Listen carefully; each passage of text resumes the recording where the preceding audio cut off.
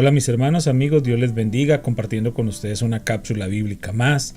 Le damos gracias al Señor porque nos sigue guiando día tras día a través de su palabra, conociéndole cada vez más. Hoy estamos en nuestro día 204 de toda la Biblia en un año y le damos gracias a Dios porque hemos avanzado, hemos pasado ya la mitad de nuestra meta y seguimos avanzando día tras día. Les animo para que ustedes estén escuchando las cápsulas, para que se pongan al día los que les falta algunas cápsulas, pero lo más importante, que las sigamos compartiendo. Hay muchas y muchas personas que las están escuchando y esta palabra está siendo de bendición para todos ellos. Salmo 84, 9 al 12. Oh Dios, mira con favor al Rey, nuestro escudo, nuestra bondad a quien has ungido.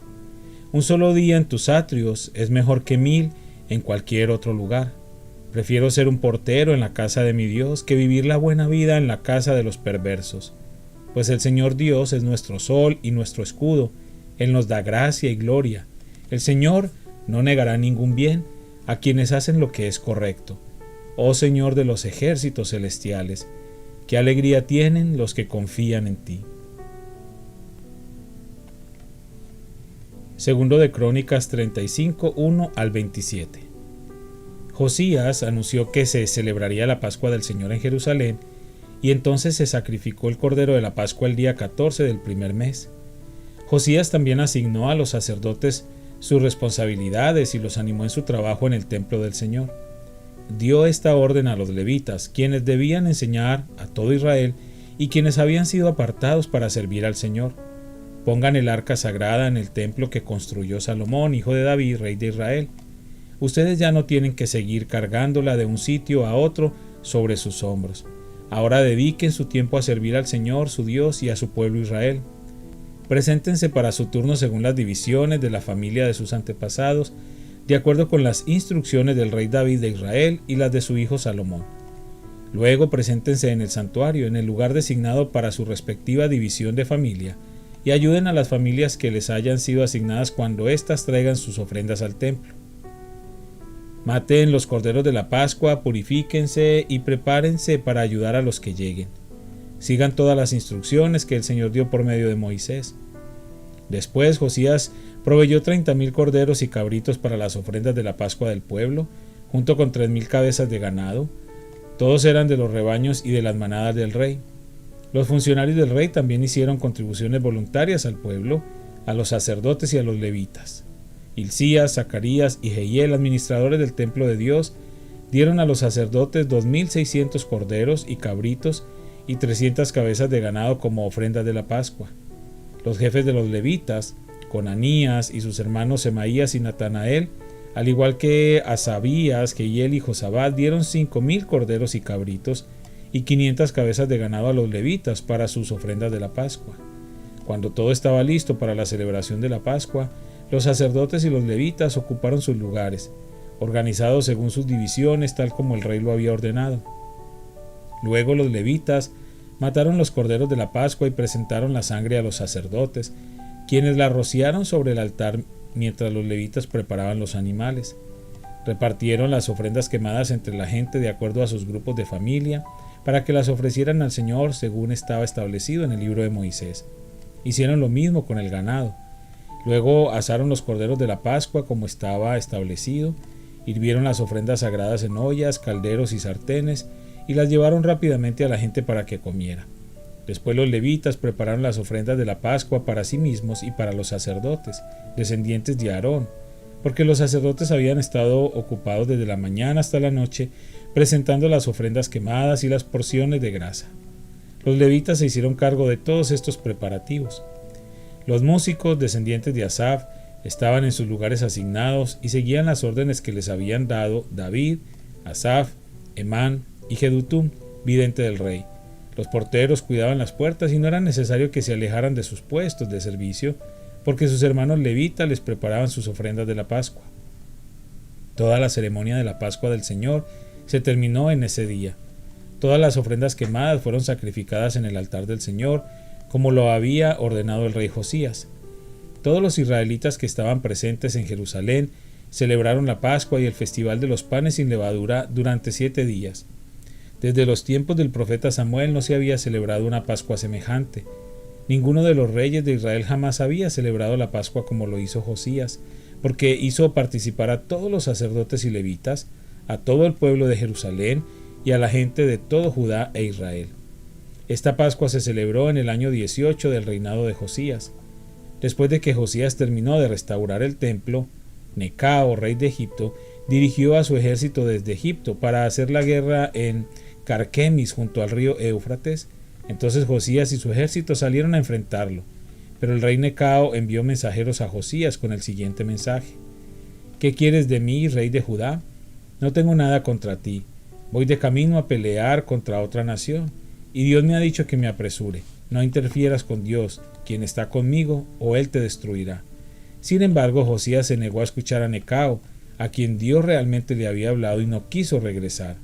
En cambio, se disfrazó y dirigió al ejército en la batalla en la llanura de Meguido. Entonces los arqueros enemigos hirieron al rey Josías con sus flechas, y el rey gritó a sus hombres: «Sáquenme de la batalla porque estoy gravemente herido». Así que sacaron a Josías de su carro de guerra y lo pusieron en otro. Luego lo regresaron a Jerusalén, donde murió. Lo enterraron allí, en el cementerio de los reyes, y todo Judá y Jerusalén hicieron duelo por él. El profeta Jeremías compuso cantos fúnebres en honor de Josías, y hasta el día de hoy los coros siguen entonando estos tristes cantos acerca de su muerte. Estos cantos de duelo se han convertido en una tradición y están registrados en el libro de los lamentos. Los demás acontecimientos del reinado de Josías y sus actos de devoción, realizados según lo que estaba escrito en la ley del Señor, desde el principio hasta el fin, están registrados en el libro de los reyes de Israel y de Judá. Segundo de Crónicas 36, 1 al 23. Entonces la gente de la nación tomó a Joacás, hijo de Josías, y lo proclamó el siguiente rey en Jerusalén. Joacás tenía 23 años cuando subió al trono y reinó en Jerusalén 3 meses. Luego fue quitado por el rey de Egipto, quien exigió que Judá pagara un tributo de 3.400 kilos de plata y 34 kilos de oro. El rey de Egipto puso en el trono a Eliakim, hermano de Joacás, para que fuera el siguiente rey de Judá y de Jerusalén, y le cambió el nombre a Joacim. Después Necao se llevó a Joacás a Egipto como prisionero. Joacim tenía 25 años cuando subió al trono y reinó en Jerusalén 11 años. Él hizo lo malo a los ojos del Señor su Dios. Luego el rey Nabucodonosor de Babilonia fue a Jerusalén y la conquistó. Sujetó a Joacim con cadenas de bronce y lo llevó a Babilonia. Nabucodonosor también se llevó algunos de los tesoros del templo del Señor y los colocó en su palacio en Babilonia. Los demás acontecimientos del reinado de Joacim, incluidas todas las maldades que cometió y todo lo que se descubrió en su contra, están registrados en el libro de los reyes de Israel y de Judá. Después su hijo Joaquín ocupó su lugar en el trono. Joaquín tenía 18 años cuando subió al trono y reinó en Jerusalén 3 meses y 10 días. Joaquín hizo lo malo a los ojos del Señor. En la primavera de ese año el rey Nabucodonosor llevó a Joaquín a Babilonia. En esa ocasión también se llevaron muchos tesoros del templo del Señor. Nabucodonosor puso en el trono a Sedequías, tío de Joaquín, para que fuera el siguiente rey de Judá y de Jerusalén. Sedequías tenía 21 años cuando subió al trono y reinó en Jerusalén 11 años. Sin embargo, Sedequías hizo lo malo a los ojos del Señor, su Dios, y se negó a humillarse cuando el profeta Jeremías le habló directamente de parte del Señor. También se rebeló contra el rey Nabucodonosor, a pesar de que había hecho un juramento de lealtad en nombre de Dios. Sedequías era un hombre duro y terco, y rehusó volverse al Señor, Dios de Israel. Asimismo, todos los jefes de los sacerdotes y el pueblo se volvieron cada vez más infieles. Siguieron todas las prácticas paganas de las naciones vecinas y profanaron el templo del Señor que había sido consagrado en Jerusalén. Repetidas veces, el Señor, Dios de sus antepasados, envió a sus profetas para advertirles, porque tenía compasión de su pueblo y de su templo. Sin embargo, el pueblo se mofaba de estos mensajeros de Dios y despreciaba sus palabras. Se burlaron con desprecio de los profetas hasta que el enojo del Señor no pudo ser contenido y ya no se podía hacer nada. Entonces el Señor mandó al rey de Babilonia contra ellos. Los babilonios mataron a los hombres jóvenes de Judá y los persiguieron incluso dentro del templo. No tuvieron compasión de la gente y mataron tanto a los jóvenes como a las muchachas. a los ancianos y a los débiles. Dios los entregó a todos en manos de Nabucodonosor. El rey se llevó a Babilonia todos los objetos, grandes y pequeños, que se usaban en el templo de Dios, y los tesoros tanto del templo del Señor como del palacio del rey y de sus funcionarios. Luego su ejército quemó el templo de Dios, derribó las murallas de Jerusalén, incendió todos los palacios y destruyó por completo todo lo que había de valor. Se llevaron desterrados a Babilonia a los pocos sobrevivientes y se convirtieron en sirvientes del rey y sus hijos hasta que el reino de Persia llegó al poder. Así se cumplió el mensaje del Señor anunciado por medio de Jeremías. La tierra finalmente disfrutó de su tiempo de descanso y quedó desolada hasta que se cumplieron los 70 años, tal como el profeta había dicho. En el primer año de Ciro, rey de Persia, el Señor cumplió la profecía que había dado por medio de Jeremías. Movió el corazón de Ciro a poner por escrito el siguiente edicto y enviarlo a todo el reino. Esto dice Ciro, rey de Persia: el Señor, Dios del cielo, me ha dado todos los reinos de la tierra. Me encargó construirle un templo en Jerusalén, que está en Judá. Cualquiera que pertenezca a su pueblo puede regresar para realizar esta tarea, y que el Señor su Dios esté con ustedes. Romanos 15, 14 al 22. Mis amados hermanos, estoy plenamente convencido de que ustedes están llenos de bondad.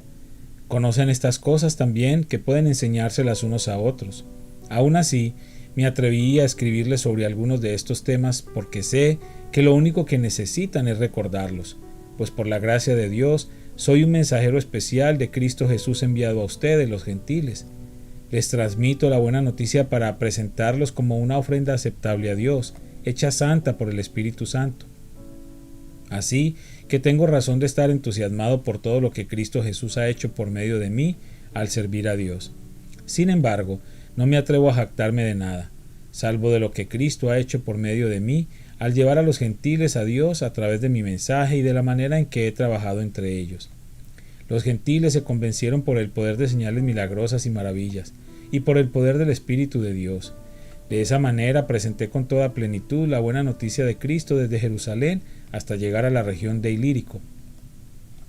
Mi gran aspiración siempre ha sido predicar la buena noticia donde nunca antes se ha oído el nombre de Cristo, y no donde otro ya ha comenzado una iglesia. He seguido el plan que mencionan las Escrituras, donde dice: los que nunca se enteraron de él verán, y los que nunca oyeron de él entenderán. De hecho, mi visita a ustedes se demostró tanto precisamente porque estuve predicando en esos lugares. Padre, una vez más te damos gracias por esta preciosa palabra, gracias por todo lo que hemos estado aprendiendo día tras día. Realmente, Señor, es satisfactorio poder a través de la palabra comprender, Señor, este universo tan maravilloso, Señor, que es ese plan eterno que tú has trazado desde el principio de los tiempos y en el cual todos nosotros estamos incluidos por el sacrificio de Cristo. Gracias, Señor, por tu fidelidad y tu misericordia para con nosotros. Te pido por cada persona que sigue escuchando estas cápsulas, una bendición especial para ellos. Sea cual sea su necesidad en este día, solo tú puedes resolverla, Señor. Y te lo pedimos, Padre, según sea tu perfecta voluntad, en el nombre de Cristo Jesús. Amén.